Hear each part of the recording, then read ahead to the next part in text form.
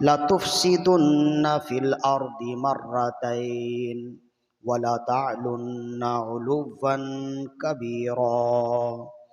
صدق اللہ مولانا العظیم وصدق رسولہ النبی الکریم الامین ونحن علی ذلک لمن الشاہدین والشاکرین والحمد للہ رب العالمین۔ ببرکت ان اللہ وملائکتہ یصلون علی النبی یا ایہا الذین آمنوا صلوا علیہ وسلموا تسلیما۔ اللہم صل علی سیدنا ومولانا محمد معدن الجود والکرم وعلی آلہ واصحابہ وبارک وسلم۔ حمد و صلاۃ کے بعد تمام تعریف، تمام محاسن و مکارم و محامد اسی ذوالجلال والاکرام کے لیے ہے جس نے لفظ کن سے کائنات کی تخلیق فرمائی۔ تمام زبانوں کی حمد و ثنا صرف اور صرف اسی ذوالجلال والاکرام کے لیے ہے جس نے دنیا میں انسانوں کو پیدا فرمایا اور انسانوں کی ضروریات زندگی کی تمام اشیاء کو مہیا، مسجع، مرصع، مرقع فرمایا۔ تمام تر تعریفات، تمام تر حمد و ثنا صرف اور صرف اسی رب لم یزل کے لیے ہے جس نے انسانیت کی رشد و ہدایت کے لیے انبیاء کرام علیہم الصلاۃ والسلام کو مبعوث فرمایا کہ وہ نفوس قدسیہ کاملہ دنیا میں آ کر اللہ کی وحدانیت اور اپنی رسالت لوگوں تک پہنچاتے رہے۔ کروڑ ہا کروڑ صلاۃ و تسلیم ہو حضور سرور انبیاء، حبیب کبریا، شفیع روز جزا علیہ التحیۃ والثناء کی بارگاہ میں کہ آپ تمام انبیاء کرام علیہ الصلاۃ والسلام کے آخر میں تشریف لائے اور آپ نے آ کر تمام بنی نوع انسان کو اخوت و بھائی چارگی، ملنساری، اخلاق، بردباری، اعلیٰ ظرفی، اعلیٰ کردار کا طرز پیغام دیا۔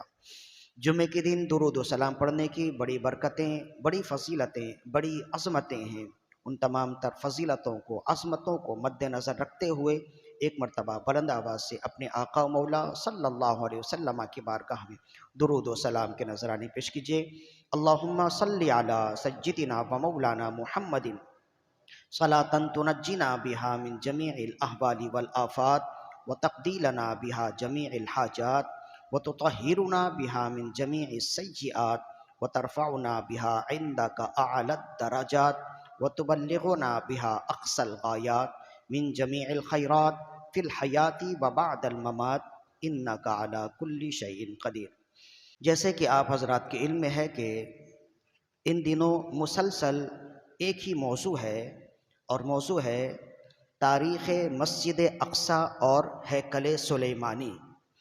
ارادہ تو یہ تھا کہ چند نشستوں میں یہ گفتگو ختم ہو جائے گی اور جو پیغام ہم دینا چاہتے ہیں اس گفتگو کے اختتام پر تو وہ پیغام دینے میں کامیاب ہو جائیں گے، لیکن گفتگو بڑھتی گئی اور یہ تیسری نشست ہے جس میں ہم موجود ہیں۔ آج بھی موضوع یہی ہے، تاریخ مسجد اقصیٰ اور ہیکل سلیمانی، اس لیے کہ جب تک اس کی تاریخی حیثیت معلوم نہ ہو، لوگوں کو معلوم نہیں ہوگا کہ فلسطینی اپنے بچوں کی قربانی مسجد اقصیٰ کے لیے کیوں دے رہے ہیں۔ القدس ان کے نزدیک اپنی جان، اپنے مال، اپنے بیوی بچوں سے زیادہ عزیز تر کیوں ہے، اور ایسا کیوں نہیں ہے کہ ساری دنیا کے مسلمان بھی فلسطینی مسلمانوں کی طرح وہی جوش، وہی جذبہ، وہی ولولہ رکھیں؟ ایسا کیوں نہیں ہے کہ مسجد اقصیٰ کے لیے ہمارے دل دھڑکتے نہیں ہیں؟ حالانکہ ہونا یہی چاہیے کہ مسجد اقصیٰ اور القدس کے حوالے سے جو نظریہ فلسطینی مسلمانوں کا ہے، جو فلسطینی مسلمانوں کی دلی جاذبیت ہے، وہی دلی جاذبیت، وہی جذبہ اور وہی عقیدہ ساری دنیا کے مسلمانوں کا ہونا چاہیے، لیکن ایسا کیوں نہیں ہے؟ اس کی ایک بہت بڑی وجہ یہ ہے کہ ہم اصل میں مسجد اقصیٰ کو سمجھے نہیں۔ جب ہم سمجھ جائیں تو پھر ہم آپ سے آخر میں پوچھیں گے کہ اب بتائیں کہ وہی ہمارا بھی جذبہ ہونا چاہیے کہ نہیں جو فلسطینی مسلمانوں کا ہے. تو ہم صرف سوال کریں گے، آپ کے دلوں سے یہ صدا آئے گی کہ بے شک یہی جذبات ہر مسلمان کے ہونے چاہیے. چنانچہ مسجد اقصی اور ہیکل سلیمانی سے متعلق آخری گفتگو یعنی دوسری نشست کی گفتگو یہاں تک رکی تھی کہ یہودی یروشلم یعنی القدس میں آ کر آباد ہوئے، اور اللہ کے نبی حضرت سلیمان علی نبینا و علیہ الصلاۃ والسلام نے ہیکل سلیمانی کی تعمیر مکمل کی. تعمیری مراحل کیا تھے وہ ہم پچھلے نشست میں بتا چکے، اور وقتاً فوقتاً ان گفتگو کے درمیان میں چند اصلاحی پہلو بھی تھے، وہ بھی ہم گوش گزار کر چکے. حضرت سلیمان علی نبینا و علیہ الصلاۃ والسلام نے جب ہیکل سلیمانی کی تعمیر کر دی، اور آپ کو معلوم ہے کہ ہیکل سلیمانی یہودیوں کا قبلہ ہے، اور وہ قبلہ اس وجہ سے کہ ہیکل سلیمانی کے اندر ہی وہ تابوت سکینہ ہے، وہ صندوق ہے، اور اصل میں اسی صندوق کی وجہ سے ہیکل سلیمانی کی تعمیر ہوئی. اگرچہ روایات اور بھی مختلف ہیں، تو وہ ہیکل سلیمانی وہ ایک عظیم شاہکار تھا، وہ ایک عظیم تعمیر ہے، اور اسی وجہ سے وہ ایک فقید المثار تعمیر ہونے کی وجہ سے، ایک عجیب تعمیر ہونے کی وجہ سے اس کا نام ہیکل رکھا گیا. اور چونکہ حضرت سلیمان علیہ السلام نے اس کی تعمیر کی تو اس کا نام ہو گیا ہیکل سلیمانی. حضرت سلیمان علیہ السلام جب تک حیات سے رہے وہ ہیکل سلیمانی یوں ہی آباد رہا، اور یہودی یوں ہی یروشلم میں آباد رہے، القدس میں یعنی بیت المقدس میں آباد رہے. ان کی حکومت رہی، ان کا تسلط رہا، حتیٰ کہ سلیمان علیہ السلام جب اس دنیا سے گزر گئے، پھر دوسرے نبی آئے، پھر تیسرے نبی آئے. اکثر و بیشتر جتنے انبیاء آئے وہ اکثر و بیشتر حضرت یہودیوں میں ہی آئے.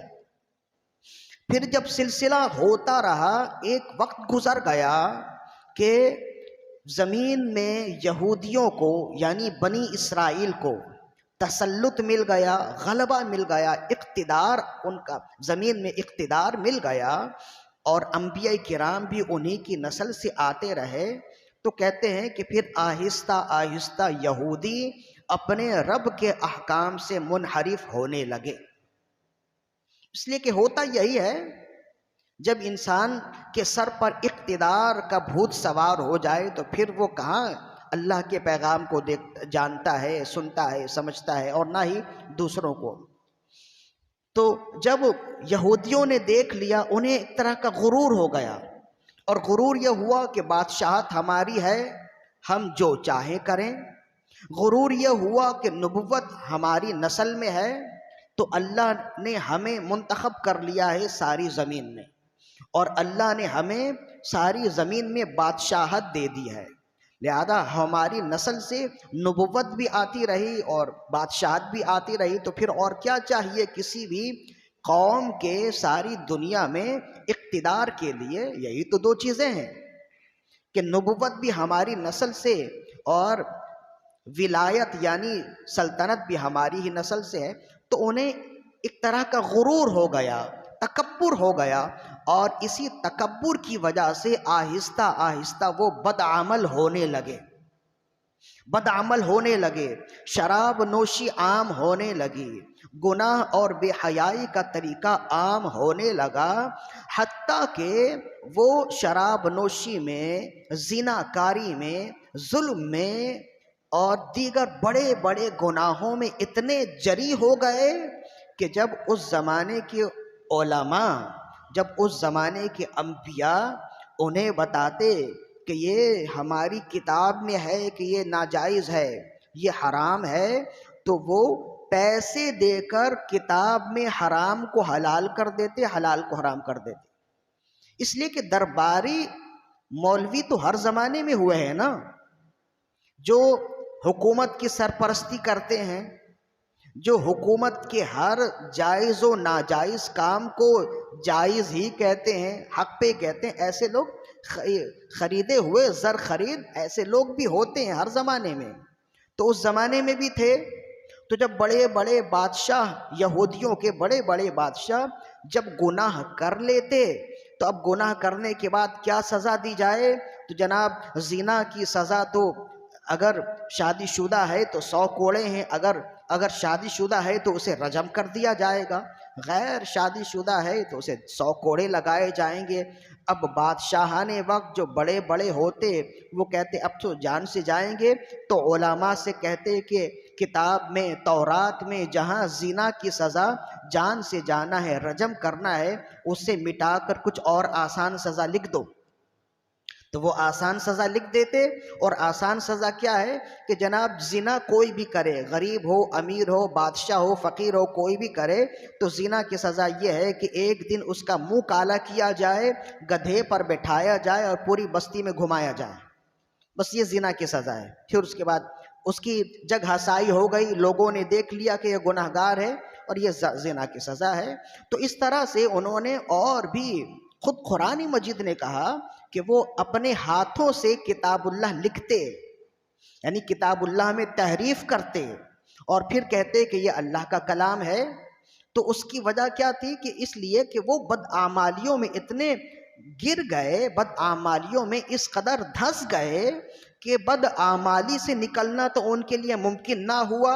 تو پھر اللہ کا کلام تو پکار رہا ہے کہ تم غلط عمل کر رہے ہو، تو انہوں نے اللہ کے کلام کو تبدیل کر دیا. تو جب اللہ کے کلام کو تبدیل کیا تو اب وہ حرام خوری میں مبتلا ہیں، اللہ کے کلام کو تبدیل کرنے والے ہیں، زانی ہو گئے، شراب نوشی کرنے لگے. تو اللہ کے پیغمبر آتے، انبیاء کرام ظاہر ہے کہ وہ تواتر سے آ رہے ہیں بنی اسرائیل میں.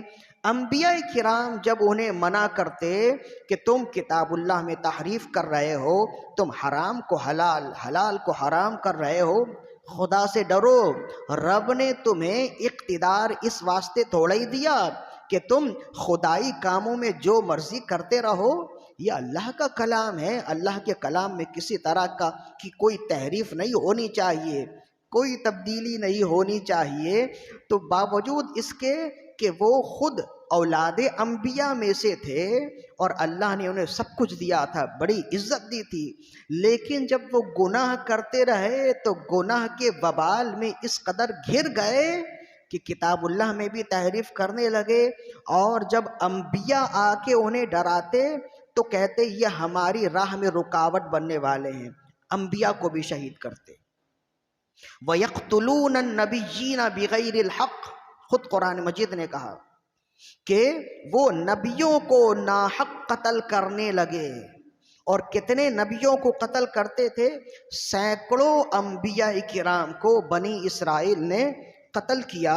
حتیٰ کہ ابن ابی حاتم نے لکھا عن ابن مسعود رضی اللہ عنہ قال کانت بنو اسرائیل فی الیوم تقتل 300 نبی. بنی اسرائیل اس قدر اخلاقی گراوٹ کا شکار ہوئے کہ جب انبیاء کرام آ کر انہیں صحیح راستہ دکھاتے تو وہ انبیاء کرام کو شہید کرتے. حتیٰ کہ ایک ایک دن میں 300 انبیاء کرام کو شہید کرتے، 300 انبیاء کرام کو شہید کرتے. ثم یقیمون سوق بقلہم فی آخر النہار، اور اتنے اطمینان سے شہید کرنے کے بعد وقت گزارتے کہ شام کے وقت بازار لگاتے اور خرید و فروخت کرتے. یعنی اخلاقی گراوٹ اس قدر گر گئی کہ وہ انبیاء کرام کو شہید بھی کرتے، ایک دن میں 300 انبیاء کرام کو شہید کرتے. اس کے باوجود انہیں احساس اس قدر بھی نہیں ہوتا کہ انہوں نے کتنا برا کام کیا. شام کے وقت وہ بازار لگاتے اور بازار لگا کر خرید و فروخت کرتے. اس کے بعد پھر امام احمد بن حنبل کی حدیث حضرت ابن مسعود رضی اللہ عنہ سے ہے، عن ابن مسعود رضی اللہ عنہ قال ان رسول اللہ صلی اللہ علیہ وسلم قال، ابن مسعود رضی اللہ عنہ فرماتے ہیں کہ رسول اللہ صلی اللہ علیہ وآلہ وسلم نے ارشاد فرمایا اشد الناس عذابا یوم القیامہ رجل قتلہ نبی او قتل نبیا. رسول اللہ صلی اللہ علیہ وسلم نے ارشاد فرمایا قیامت کے دن اللہ کی بارگاہ میں سب سے زیادہ ناپسندیدہ وہ شخص ہوگا جسے کسی نبی نے قتل کیا یا جس کو کسی نبی نے قتل کیا. جسے کسی نبی نے قتل کیا یا جس نے کسی نبی کو قتل کیا. قیامت کے دن رب کی بارگاہ میں سب سے زیادہ برا ہوگا وہ شخص جس کو کسی نبی نے قتل کیا یا جس نے کسی نبی کو قتل کیا. تو ایک نبی کو اگر قتل کرے تو قیامت کے دن رب کی بارگاہ میں سب سے زیادہ برا ہو، سب سے زیادہ گھٹیا ہو. تو یہودیوں کا حال کیا ہوگا؟ انہوں نے ایک پیغمبر کو قتل نہیں کیا، لا تعداد انبیاء کرام کو شہید کیا. حتیٰ کہ اس حدیث میں بتایا گیا ایک دن میں 300 انبیاء کرام کو شہید کرتے، قتل کرتے. تو یہ ان کی بدفعلی تھی، یہ ان کا برا عمل تھا. اور اسی برے عمل کی طرف قرآن مجید نے اشارہ کیا جو ہم نے آیت تلاوت کی. اللہ تعالیٰ نے سورہ بنی اسرائیل کی آیت نمبر 4 میں ارشاد فرمایا وَقَضَيْنَا لِبَنِي إِسْرَائِيلَ وَقَضَيْنَا إِلَى بَنِي إِسْرَائِيلَ لَتُفْسِدُنَّ فِي الْأَرْضِ مَرَّتَيْنِ وَقَضَيْنَا إِلَى بَنِي إِسْرَائِيلَ وَقَضَيْنَا إِلَى بَنِي إِسْرَائِيلَ فِي الْكِتَابِ لَتُفْسِدُنَّ فِي الْأَرْضِ مَرَّتَيْنِ وَلَا تَعْلُنَّ عُلُوًّا كَبِيرًا. اور ہم نے بنی اسرائیل کے بارے میں پہلے ہی کتاب میں یہ فیصلہ لکھ دیا تھا کہ تم زمین میں 2 مرتبہ فساد کرو گے اور انتہا درجے کی رب کی نافرمانی کرو گے. تو ہم نے کتاب میں لکھ دیا تھا. تو کون سی کتاب میں اللہ نے لکھا؟ تو فرمایا ہم نے تورات میں لکھ دیا تھا. یہ اس کی ایک تفسیر ہے کہ ہم نے لوح محفوظ میں لکھ دیا تھا. یعنی پرانی ان کی کتابوں میں بھی یہ بات تھی کہ اے بنی اسرائیل تم زمین میں 2 مرتبہ فساد کرو گے. یعنی فسادی تو تم ہو ہی، لیکن انتہا درجے کا فساد تم 2 بار کرو گے. حتیٰ کہ وَلَا تَعْلُنَّ عُلُوًّا كَبِيرًا، تم زمین میں حد درجہ رب کی نافرمانی کرو گے. تو فساد میں حد درجہ نافرمانی کیا ہے؟ ایک تو حد درجہ نافرمانی یہ ہے کہ رب کے کلام کو تبدیل کر دینا. بندہ کتنا بھی بڑا مجرم ہو جائے رب کے کلام سے ڈرنے والا ہوتا ہے. تو انہوں نے رب کے کلام کو بدل دیا. یہ حد درجہ رب کی نافرمانی تھی. اور اس سے بھی بڑھ کر نافرمانی یہ وہ انبیاء جو ہدایت کا سرچشمہ ہیں، جو انہیں گمراہی سے ہدایت کی طرف لے جانے آئے تو وہ انہیں اپنا دشمن سمجھتے اور انہیں شہید کرنے لگے. یہ حد درجہ کی نافرمانی تھی بنی اسرائیل کی، جو ہم نے بیان کر دیا کہ وہ ایک نبی کو قتل کرنا اللہ کی بارگاہ میں انتہائی سخت مجرم ہوتا ہے وہ شخص. تو بنی اسرائیل نے ایک نبی کو نہیں سینکڑوں انبیاء کرام کو شہید کیا. حتیٰ کہ ایک دن میں 300 انبیاء کرام کو شہید کیا. تو کس قدر نافرمانی کی، کس قدر انہوں نے فساد پھیلایا زمین میں. تو قرآن مجید کی روح سے بنی اسرائیل اس زمانے میں بھی فسادی تھے، اس زمانے میں بھی فسادی ہیں. یہودی اس زمانے میں بھی فسادی تھے، اس زمانے میں بھی فسادی ہیں. خود قرآن مجید کی روح سے. اور جب یہودیوں کی تاریخ دیکھیں گے تو آپ کو اندازہ ہوگا، اگر موقع ملا تو آئندہ بتاتے ہیں. اسی وجہ سے ہٹلر نے اپنے زمانے میں 6 لاکھ یہودیوں کو قتل کیا اور چند ہزار یہودیوں کو، غالباً 20,000 یہودیوں کو صرف یہ کہہ کر چھوڑ دیا، اسے زندہ چھوڑ دیا. تو لوگوں نے کہا جب سب کو مار دیا، قتل کر دیا، انہیں بھی مار دیں، ختم کر دیں. تو ہٹلر نے کہا میں نے ان کو اس وجہ سے چھوڑا ہے کہ آئندہ وقتوں میں جب لوگ یہودیوں کے کارنامے دیکھیں گے تو انہیں اندازہ ہوگا میں نے کیوں انہیں قتل کیا ہے. ورنہ لوگ تو مجھے ہی مجرم سمجھیں گے نا، مجھے ہی ظالم سمجھیں گے. تو اس زمانے میں اگر ان کے کام دیکھیں تو پھر خود اندازہ ہو جاتا ہے کہ ہٹلر نے انہیں کیوں قتل کیا تھا، کیوں ان کی نسل کشی کی تھی. تو قرآن مجید نے کہا تم 2 بار فساد پھیلاؤ گے. یہاں کہا بلکہ مزید قرآن مجید کی مزید آیات کی طرف دیکھا جائے تو 3 مرتبہ فساد پھیلانے کا ذکر قرآن مجید میں ہے، وہ ہم آگے بیان کرتے ہیں. تو پہلی مرتبہ فساد کا سلسلہ یہی شروع ہوا حضرت سلیمان علیہ السلام کے بعد. کچھ عرصے کے بعد یہ اللہ کے احکام سے پھر گئے اور کتاب اللہ میں تبدیلی کرنے لگے. انبیاء کو جب شہید کرنے لگے تو پھر اللہ تعالیٰ نے ان سے حکومت چھین لی، اقتدار چھین لیے، ان کی عزت چھین لی. اور پہلی مرتبہ ان پر ایک بابل کا ایک بادشاہ تھا، وہ آتش پرست تھا، بخت نصر ان پر مسلط کر دیا گیا. وہ 6 لاکھ کا لشکر لے کر آیا، ایک روایت میں 3 لاکھ بھی ہے، تو تاریخی روایات میں تعداد میں تبدیلی ہوتی رہتی ہے. بہرحال 3 لاکھ کا لشکر لے کر آیا بخت نصر. اب بخت نصر کون تھا؟ یہ قوم عمالقہ کا ایک فرد تھا. قوم عمالقہ کے بارے میں ہم نے تاریخ مسجد اقصی اور ہیکل سلیمانی کے پارٹ 1 میں اس کی پوری تفصیل بیان کر دیا ہے. یہ وہی قوم عمالقہ ہے جس کو حضرت داود علیہ السلام نے جس کے سردار کو جالوت کو قتل کیا تھا. وَقَتَلَ داود جالوت جس کا ذکر آتا ہے. تو قوم عمالقہ کو تو قتل کر دیا تھا. اس کا ایک فرد تھا، یہ بچہ تھا، نہ اس کے باپ کا پتہ نہ اس کی ماں کا کچھ پتہ. تو یہ لوگوں کو ملا ایک بت کے آگے. ان کا بت تھا، اس کا نام تھا نصر. تو لوگوں نے کہا یہ تو یتیم ہے، نہ باپ کا پتہ نہ ماں کا کچھ پتہ ہے، تو اس کا نام کیا رکھیں؟ تو لوگوں نے بت سے نسبت کرتے ہوئے اس کا نام بخت نصر رکھ دیا. یعنی یہ اس نصر کا بچہ، نصر ان کا بت تھا. تو وہ یوں ہی پلتا رہا، کوئی کھلا دیتا تو کھا لیتا، کوئی پلا دیتا تو پی لیتا، ورنہ یوں ہی سڑکوں پر اپنی زندگی گزارتا رہا. جوان ہوا، آہستہ آہستہ ہوتے ہوتے وہ ایک وقت میں بادشاہ بن گیا، بابل پورے ملک کا بادشاہ بن گیا. تو اس نے چڑھائی کی یہودیوں پر اور یہودیوں کی اینٹ سے اینٹ بجا دی. جتنے یہودی تھے، جتنے اس کے مقابلے میں آئے، یروشلم میں جتنے یہودی تھے، یعنی بیت المقدس میں جتنے یہودی تھے، سارے یہودی ساری دنیا سے وہیں تھے. ان کی اینٹ سے اینٹ بجائی، سب کو قتل کیا. اور قتل کرنے کے بعد باقیوں کو کہا کہ جتنے لوگ ہیں، جتنے یہودی ہیں، عورتیں، بچے، مرد، بوڑھے، جتنے سب لے آؤ. سب کو لایا گیا. اس میں سے 1 لاکھ کو اس نے قتل کیا، 1 لاکھ کو اپنا غلام بنایا، اور 1 لاکھ کو یروشلم سے نکالا اور وہاں اپنے علاقے میں لے جا کر ایک چھوٹی سی بستی بسائی، اور اس بستی کا نام رکھا تل ابیب. وہاں انہیں غلامانہ طور پر رکھا. اور یہ سلسلہ چلتا رہا.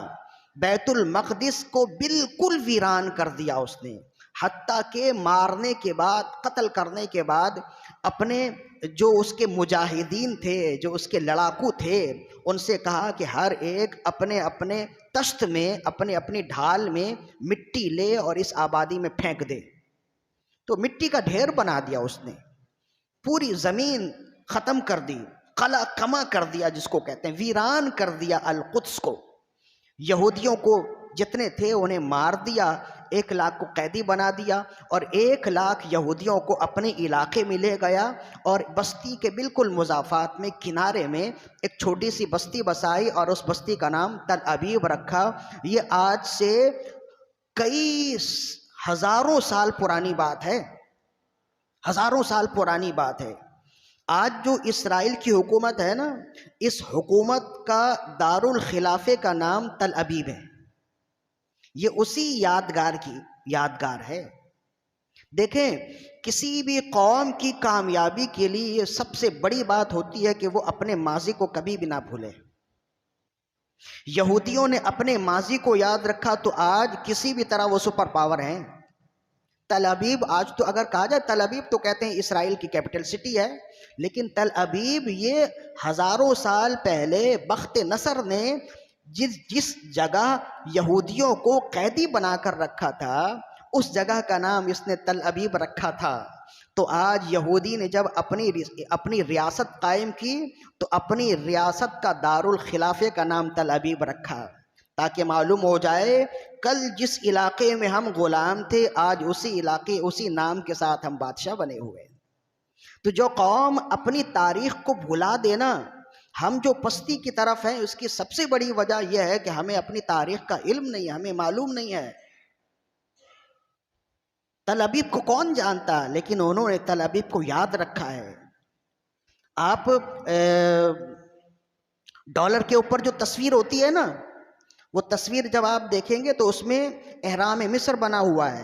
تصویر ڈالر کے اوپر تصویر بنی ہوئی، وہ تصویر احرام مصر کی ہے۔ تو امریکہ کے ڈالر میں احرام مصر کی تصویر کی کیا وجہ ہے؟ کہاں امریکہ ہے، کہاں مصر ہے؟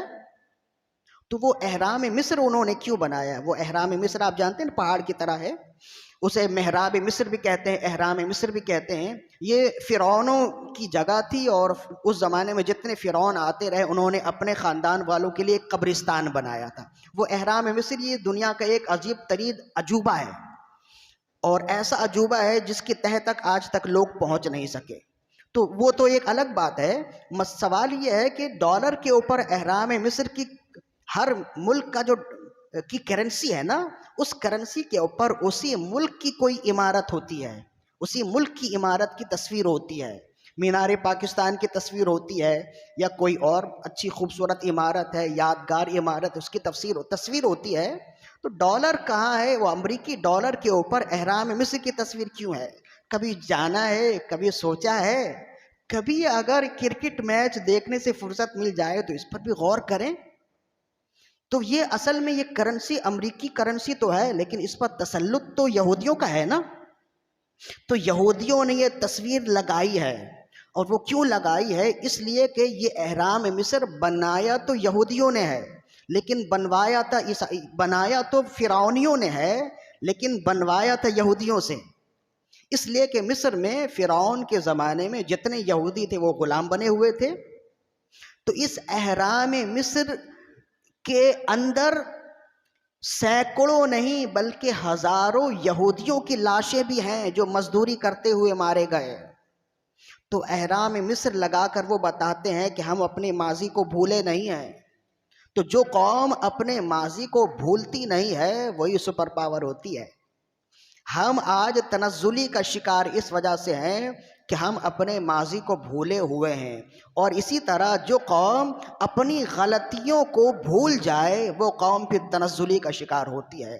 حالانکہ یہ کوئی فخر کی بات نہیں ہے کہ احرام مصر یہودیوں نے بنایا اور یہ مزدور تھے، غلام تھے، اس کے باوجود انہوں نے احرام مصر اپنی کرنسی کے اوپر اس کی تصویر لگائی، فقط یہ بتانے کے لیے کہ اس زمانے میں ہم غلام تھے لیکن اس زمانے میں ہم غلام نہیں ہیں۔ تو انہوں نے اپنی تاریخ سے سبق سیکھا، اپنی غلطیوں کو سلجھایا، اپنی غلطیوں کو سدھارا، تو آج وہ سپر پاور ہو گئے۔ اگرچہ ان کی کردار کیسے بھی ہوں، لیکن زمینی حقائق تو یہی ہے نا۔ تو یہ یہودی وہاں پر جا کر آباد ہوئے، انبیاء کرام کو شہید کرتے رہے، اور معاملہ یوں ہی ہوتا رہا۔ پھر بخت نصر بادشاہ ان پر مسلط ہوا، جس نے ان کی اینٹ سے اینٹ بجائی اور القدس کو یعنی بیت المقدس کو بالکل ویران کر دیا، حتیٰ کہ وہ ہیکل سلیمانی جو حضرت سلیمان علی نبینا علیہ الصلوۃ والسلام نے جنوں سے تعمیر کروائی تھی اسے بھی پیوند خاک کر دیا، بالکل توڑ پھوڑ کر بالکل برابر کر دیا۔ اس میں ایک خاص بات اور بھی ہے جو حضرت حذیفہ بن الیمان رضی اللہ عنہ سے روایت ہے۔ انہوں نے جب رسول اللہ صلی اللہ علیہ وآلہ وسلم سے پوچھا، یا رسول اللہ بیت المقدس یہ پہلے کیسا تھا، اب کیا ہے، اس کی تاریخی حیثیت کیا ہے؟ تو آپ نے فرمایا کہ حضرت سلیمان علیہ السلام نے جب ہیکل سلیمانی یا بیت المقدس کی تعمیر کی نا، تو اسے کنکر پتھر سے، اینٹوں سے نہیں بنایا تھا، سونے چاندی اور جواہرات سے بنایا تھا۔ عرض کی یا رسول اللہ اس قدر اتنی بلند عمارت، اتنے سونے چاندی کہاں سے آئے؟ فرمایا ان کے پاس جنوں کی کمی تھوڑی تھی، آپ نے جنوں کو حکم دیا پہاڑوں سے سونا کھود کر لاؤ، معدنیات سے چاندی اور سونا نکالو، جواہرات نکالو، سمندروں سے نکالو، تو وہ بھر بھر کر لاتے، اور اسی کی اینٹیں بنائی گئیں، اسی کا فرش بنایا گیا، اسی کا گارا بنایا گیا، اور اس طرح سے بیت المقدس کی تعمیر ہوئی۔ تو پھر حضرت حذیفہ بن الیمان رضی اللہ عنہ نے عرض کیا یا رسول اللہ آج تو ایسا کچھ بھی نہیں دکھتا. آپ نے فرمایا جب بخت نصر کا تسلط ہوا، جب بخت نصر نے حملہ کیا تو ساری اینٹیں اس نے توڑ دی اور سب بیل گاڑی میں لاد کر لے گئے، حتیٰ کہ 1,70,000 بیل گاڑیوں میں لاد کر سارے سونے چاندی اور جواہرات وہ لے گیا، سارے سونے چاندی اور جواہرات وہ لے گیا. اب آگے کیا ہوا وہ پھر ہم آگے بتاتے ہیں. تو اس طرح سے وہ ہیکل سلیمانی بھی ختم ہو گیا، وہ عمارت بھی بالکل تاخت تاراج ہو گئی، پیوند خاک ہو گئی، اور اس کے اندر جو صندوق تھا بخت نصر وہ صندوق بھی اٹھائے لے گیا، وہ اٹھا کر لے گیا، اور اس نے نہ جانے کہاں رکھا کہ آج کے دن تک معلوم نہیں ہے. اس پر بھی انشاءاللہ تحقیق ہے، وہ ہم آگے بیان کرتے ہیں. تو یہ یہودی پھر مظلوم بن گئے، پھر فقیر بن گئے، پھر تہی دامہ ہو گئے. کہاں گئی ان کی بادشاہت، کہاں گئی ان کی طاقت، کہاں گیا ان کا تسلط، کہاں گیا ان کا اقتدار، سب کچھ ختم ہو گیا. جیسے فرعون نے انہیں غلام بنایا تھا، بخت نصر نے بھی انہیں غلام بنا لیا. حتیٰ کہ ایک عرصہ ہو گیا، ایک روایت میں ہے کہ 100 سال گزر گئے تو بخت نصر نے ایک خواب دیکھا. اب وہ پریشان حالی میں اٹھنے کے بعد اس نے جتنے خواب کی تعبیر بتانے والے لوگ تھے سب سے کہا کہ بھائی میں نے ایک خواب دیکھا ہے، اس خواب کی تعبیر بتاؤ. تو جو تعبیر بتانے والے تھے وہ کہنے لگے آپ خواب بتائیں تو تعبیر ہم بتاتے. اس نے کہا کہ خواب بھی تم نہیں بتانا ہے، تعبیر بھی تم نہیں بتانا ہے، میں آدھا خواب بھول گیا ہوں. تو جو خواب بتائے گا اور جو خواب بتانے کے بعد تعبیر بتائے گا، یہ اس بات کی دلیل ہو گئی کہ یہ سچا ہے، ورنہ نہ جانے تم کیا بول دو. تو اب ایسا تو کوئی ملتا نہیں نا جو خواب آپ نے دیکھا ہے اور بتائے کوئی اور.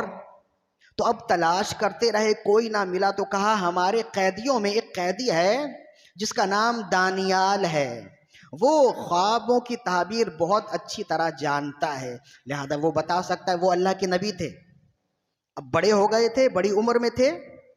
تو وہ آئے، دربار لگا، اور بخت نصر نے کہا میں نے ایک خواب دیکھا ہے تو مجھے چاہیے، میں سمجھتا ہوں، میں چاہتا ہوں کہ میرا خواب بھی کوئی بتائے اور ساتھ ساتھ خواب کی تعبیر بھی بتائے. تو آپ نے کہا، حضرت دانیال علیہ السلام نے فرمایا خوابوں کی تعبیر یہ ایک الگ علم ہے، اور خوابوں کی تعبیر بتانے میں 2 انبیاء کرام سب سے زیادہ ماہر ہوئے ہیں. ایک تو حضرت دانیال علیہ السلام اور دوسرے حضرت یوسف علیہ السلام.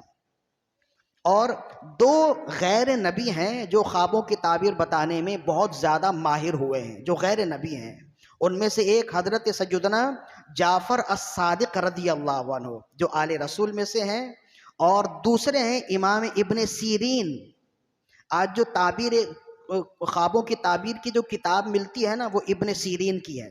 ان کا اصل نام ابو بکر تھا، ابن سیرین. یہ تابعی ہیں.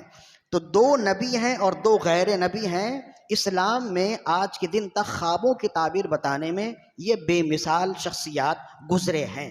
تو حضرت دانیال علیہ السلام سے اس نے کہا کہ بھائی خواب کی تعبیر بتائیں، تو آپ نے بھی فرمایا کہ خواب بتائیں، تو اس نے کہا خواب بھی آپ نے ہی بتانا ہے. تو آپ نے فرمایا کہ تم نے خواب دیکھا ہے کہ ایک بہت بڑا بت ہے جس کے جسم کے مختلف اعضاء مختلف چیزوں سے بنے ہوئے ہیں. پاؤں سونے کے ہیں، ہاتھ چاندی کے ہیں، پیٹ کسی اور دھات سے بنا ہے، پیٹھ کسی اور چیز سے بنی ہے، سر کسی اور چیز سے بنا ہے، حتیٰ کہ اس کا سر پتھر کا بنا ہوا ہے. اور کہتے ہیں کہ تم یہاں تک ہی تمہیں خواب یاد رہا، اس کے بعد والا خواب تم بھول گئے؟ بولو ایسا ہی ہے؟ اس نے کہا ہاں اتنی باتیں تو مجھے یاد ہیں، اس کے بعد کیا ہوا میں بھول گیا. تو آپ نے فرمایا اس کے بعد تم نے دیکھا کہ تم اس بت کو تعجب سے دیکھ ہی رہے تھے کہ ایسا بھی کوئی بت ہوتا ہے، ایسا بھی کوئی مجسمہ ہوتا ہے جس کے ہاتھ الگ چیز سے بنے ہیں، پاؤں الگ چیز سے بنے ہیں. تم تعجب سے دیکھ ہی رہے تھے. آسمان سے ایک پتھر آیا جس نے اس کے سر کو مارا، اور جس کی وجہ سے وہ پورا بت پاش پاش ہو گیا، ٹوٹ گیا. پھر تم گھبرا کر اٹھ گئے. کہا بالکل میں نے ایسے ہی دیکھا. تو اب بتائیں، آپ نے تو خواب بتایا، تو اب آپ اگر تعبیر بتائیں گے تو سچی بات ہوگی۔ آپ نے فرمایا کہ یہ جو بت ہے، یہ ساری دنیا میں جتنے بادشاہ گزرے ہیں یہ بادشاہ ہیں۔ کسی بت کے پیر سونے کے ہیں تو یہ کوئی بادشاہ ایسا ہے جو بہت طاقتور ہے، بڑا امیر ہے، تو سونے کی وجہ سے سونے کی طرف اشارہ، اس کی امیری اور طاقت کی طرف ہے۔ کوئی کمزور ہے، اس سے کم امیر ہے تو چاندی کی طرف اشارہ ہے۔ کوئی طاقتور ہے تو پتھر کی طرف اشارہ ہے۔ حتیٰ کہ اس کا سر بنا ہوا تھا پتھر، یہ لوہے سے، تو کہا حتیٰ کہ اس کا سر لوہے کا تھا، تو یہ تمہاری سلطنت کی طرف اشارہ ہے۔ اور پھر آسمان سے ایک پتھر آیا اور اس پتھر نے اس پورے مجسمے کو پاش پاش کر دیا، یہ اللہ کی طاقت کی طرف اشارہ ہے۔ مطلب یہ ہے کہ دنیا میں جتنے بادشاہ ہو جائیں، ان کی طاقت کتنی ہو، ان کی قدرت کتنی ہو، ان کی دولت کتنی ہو، سپر پاور تو اللہ ہی ہے۔ اللہ جسے چاہتا ہے وَتُعِزُّ مَن تَشَاءُ وَتُذِلُّ مَن تَشَاءُ بِيَدِكَ الْخَيْرُ، وہ جسے چاہتا ہے بادشاہ بنا دیتا ہے، جسے چاہتا ہے فقیر بنا دیتا ہے، جسے چاہتا ہے عزت کا تاج دے دیتا ہے، جسے چاہتا ہے ذلیل و رسوا کر دیتا ہے۔ تو جب اس نے بخت نصر نے کہا کہ اچھا ایسا ہے کہ یعنی میری بادشاہت بھی ختم ہو جائے گی، تو پھر ایک رب کا خوف اس کے دل میں ہوا، تو پھر اس کے بعد جو ہے نا، اس نے ان یہودیوں کو آزاد کر دیا۔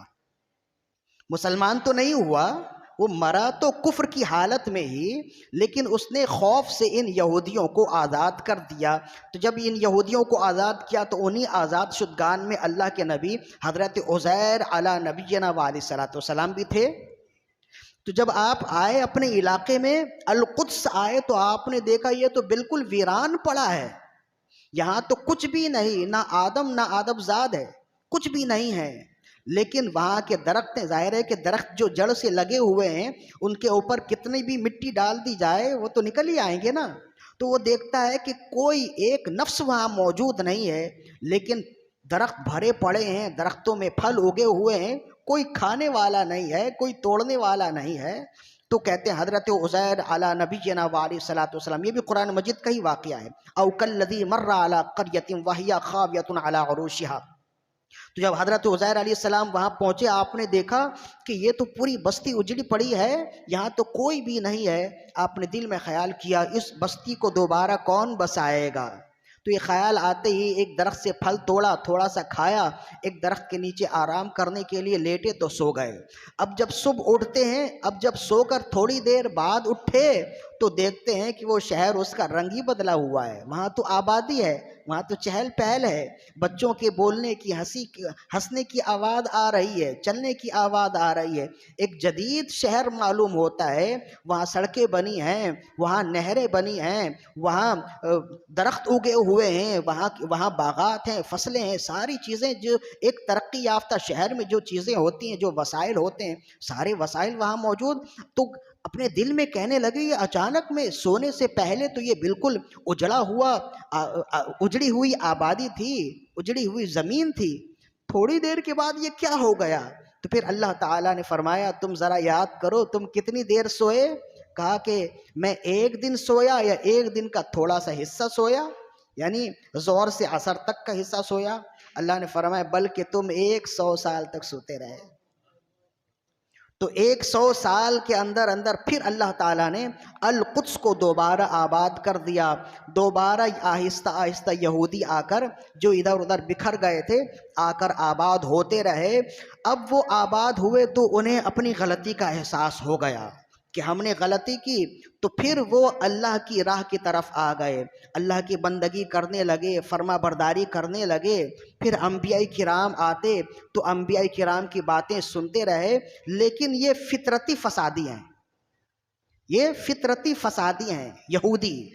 ایک عرصہ گزرا تو پھر وہ ساری باتیں بھول گئے، پھر وہ شراب و کباب و شباب میں لگ گئے، پھر اللہ کی نافرمانی کرنے لگے، پھر اپنے اوپر غرور کرنے لگے کہ ہم تو اولاد انبیاء ہیں، حکومت ہماری ہے، نبوت ہمارے خاندان کی ہے، تو جب وہ دوبارہ کرنے لگے تو پھر قرآن مجید نے تو خود ہی کہہ دیا تھا کہ وَقَضَيْنَا إِلَىٰ بَنِي إِسْرَائِيلَ فِي الْكِتَابِ لَتُفْسِدُنَّ فِي الْأَرْضِ مَرَّتَيْنِ وَلَا تَعْلُنَّ عُلُوًّا كَبِيرًا فَإِذَا جَاءَ وَعْدُ أُولَاهُمَا بَعَثْنَا عَلَيْكُمْ عِبَادًا لَنَا أُولِي بَأْسٍ شَدِيدٍ فَجَاسُوا خِلَالَ الدِّيَارِ وَكَانَ وَعْدًا مَفْعُولًا، کہ جب ہمارا پہلا وعدہ آیا تو ہم نے ایسے بندوں کو بھیجا جو ان کے گھروں تک گھس گئے، انہیں نیست و نابود کر دیا۔ پھر جب دوسرا وعدہ آیا تو اللہ نے فرمایا جب میرا دوسرا وعدہ آیا تو دوسرے وعدے میں بھی ہم نے انہیں نیست و نابود کر دیا اور ان کے چہرے بگاڑ دیے۔ یہ سورہ بنی اسرائیل کی آیت ہے، اس کا خلاصہ ہے جو میں نے بیان کیا۔ اب دوسرا وعدہ آیا تو پھر دوسرے وعدے میں کیا ہوا؟ کہتے ہیں دوسرے وعدے میں اب جب وہ آ کر آباد ہوئے تو آہستہ آہستہ جب آباد ہوتے رہے تو پھر رومیوں کا قبضہ ہو گیا۔ دوبارہ ہیکل سلیمانی بھی انہوں نے بنا لیے۔ ایران کا بادشاہ تھا سائرس اعظم، اس نے دوبارہ ان کے ساتھ تعاون کیا، جو زمینیں مقبوضہ تھیں انہیں آزاد کروایا، سارے یہودیوں کو زمین سے ایک جگہ اکٹھا کیا اور کرنے کے بعد دوبارہ ہیکل سلیمانی کی تعمیر کی۔ یہ دوسری بار کی تعمیر ہے۔ دوبارہ ہیکل سلیمانی کی تعمیر ہوئی تو پھر مزید وہ غرور میں آ گئے، فخر میں آ گئے، لیکن ہیکل سلیمانی کی تعمیر کے باوجود وہ صندوق انہیں ملا نہیں، تو وہ ان کا قبلہ تو رہا لیکن صندوق سے خالی رہا، تو وہ اسی پر اتراتے رہے، تکبر کرتے رہے، اور پھر جب اللہ کی نافرمانی کرتے رہے تو اللہ نے تو خود ہی فرما دیا کہ تم 2 بار فساد کرو گے۔ جب دوسری بار یہ فساد کرنے لگے تو وہ ہیکل سلیمانی جو دوسری بار تعمیر کی گئی تھی اسے دوبارہ رومیوں نے آ کر توڑ دیا۔ دوبارہ رومیوں نے ان پر حملہ کیا، غلبہ کیا، غلبہ کرنے کے بعد ہیکل سلیمانی کو دوبارہ سے نیست و نابود کر دیا، پیوند خاک کر دیا۔ صندوق تو تھا نہیں جو اٹھا کر لے جاتے، دوبارہ سے یہودیوں کو غلام بنا لیا، دوبارہ یہودی غلام بنے رہے۔ آج جو ایک بیت المقدس میں ایک اونچی سی دیوار ہے، آپ بھی تصویروں میں دیکھیں، ویڈیو میں دیکھیں، ایک اونچی سی دیوار ہے، یہودی اسی دیوار کے پاس جا کر عبادت کرتے ہیں، روتے ہیں، ہلتے ہیں، روتے ہیں، تو یہ وہی دیوار ہے جو ہیکل سلیمانی کی دیوار ہے، اور یہ حضرت سلیمان علیہ السلام کی بنائی ہوئی دیوار نہیں ہے۔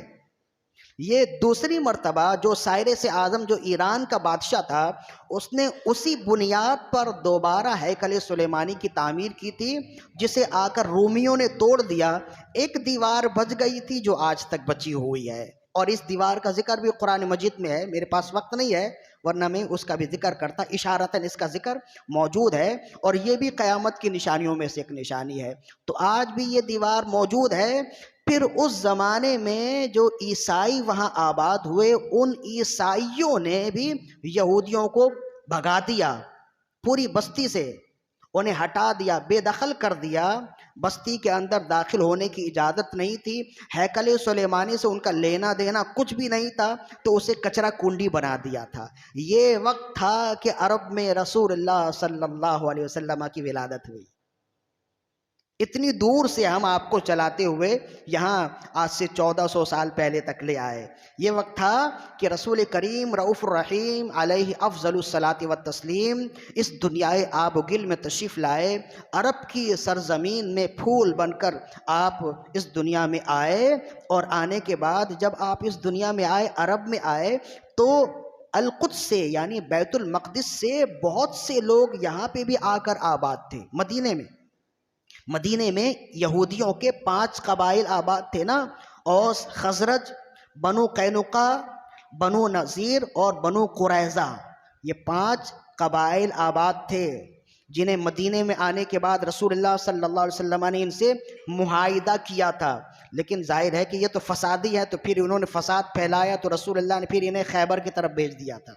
وہ جو ہے نا خیبر یا یہود جیش محمد سوف یعود، یہ اسی طرف اشارہ ہے، جس کی تفصیل انشاءاللہ ہم آئندہ بیان کریں گے۔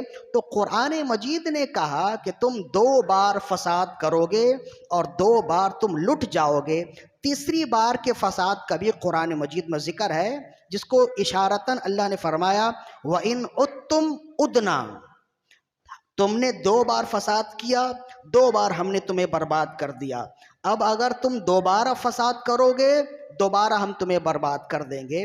تو اب تیسری مرتبہ وہ کیا معاملہ ہوگا وہ انشاءاللہ ہم اگلی نشست میں بیان کریں گے۔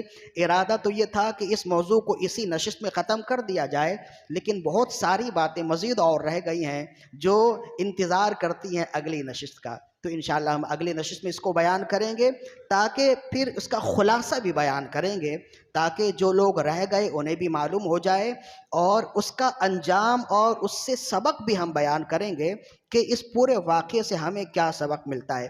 آج تو ہم نے ایک سبق بیان کیا ہے، یہودی اس زمانے میں سپر پاور اس وجہ سے ہیں کہ انہوں نے اپنے ماضی کی غلطیوں کو یاد رکھا اور اسے سدھارنے کی کوشش کی ہے، اور ماضی کی غلطیوں کو یاد رکھنے کی ایک نشانی اپنے شہر، اپنے ملک کے دارالخلافہ کا نام تل ابیب رکھنا ہے، اور ماضی کی غلطیوں کو یاد رکھنے کی ایک دلیل ڈالر کے اوپر احرام مصر کا بنایا جانا ہے۔ یہ اس بات کی دلیل ہے کہ یہودی اپنی تاریخ بھولے نہیں، ہم اپنی تاریخ بھول چکے ہیں، وہ اپنی تاریخ بھولے نہیں ہیں، اور وہی قوم ساری زمین میں سپر پاور ہوتی ہے جو اپنی تاریخ کو نہ بھولے، اور جو اپنی تاریخ کو یاد کر کر دوبارہ وہ غلطی نہ کرے جو وہ کر رہے ہیں۔ ایک بات، اور دوسری بات یہ ایک پیشن گوئی ہے ساری زمانے میں قیامت تک کے لیے، یہ پیشن گوئی ہے جس پر تفصیلی گفتگو ہم اگلی نشست میں کریں گے۔ آپ پوری انسانی تاریخ جب آپ دیکھیں گے نا تو آپ کو اندازہ ہوگا ہر زمانے میں بیت المقدس جس کے قبضے میں رہا ساری دنیا میں اقتدار اسی کا رہا ہے، چاہے وہ بخت نصر ہو ساری دنیا میں اسی کا اقتدار، چاہے یہودی ساری دنیا میں انہی کا اقتدار، چاہے عیسائی رومی آئے تو جب انہوں نے بیت المقدس پر قبضہ کیا تو ساری دنیا میں انہی کی حکومت ہو گئی، حتیٰ کہ حضرت عمر نے بیت المقدس کو فتح کیا ساری دنیا میں مسلمانوں کی حکومت ہو گئی، حتیٰ کہ سلطان صلاح الدین ایوبی نے بیت المقدس کو فتح کیا ساری دنیا میں مسلمانوں کی حکومت ہو گئی۔ تو یہ کوئی چھوٹی موٹی بات نہیں ہے، بیت المقدس ساری دنیا کے تمام ادیان کے لوگوں کے لیے خوشحالی اور اقتدار کی چابی ہے، جس کے پاس بیت المقدس ہے ساری دنیا میں غلبہ اور اقتدار اسی کا ہوگا۔ آج ہمارے حکمران سمجھ نہیں پائے اس لیے کہ انہیں سمجھانے والا کوئی نہیں ہے، یہ مسلمان ہیں جو سمجھ نہیں پائے، عیسائی سمجھ گئے، یہودی سمجھ گئے ہیں، کیا خوب ہوتا کہ مسلمان بھی سمجھ جاتے، ایسے تو نہیں خون خرابہ ہو رہا ہے نا۔ تو اب آپ کو تھوڑا سا اندازہ ہو گیا ہوگا کہ بیت المقدس کی حیثیت ساری دنیا میں تمام مذاہب کی نظروں میں کیا ہے۔ جتنی باتیں میں نے بتائیں اس سے مزید بہت زیادہ ہوش ربا باتیں وہ ہیں جو ابھی ذہن میں ہیں، میری میموری میں ہے، وقت نہیں ہے کہ اسے بیان کیا جائے، اگلی نشست میں انشاءاللہ ہم ضرور بیان کریں گے۔ اللہ تعالیٰ سے دعا ہے کہ ہماری آج کی حاضری اپنی بارگاہ میں قبول و مقبول فرمائے۔ وما علینا الا البلاغ المبین۔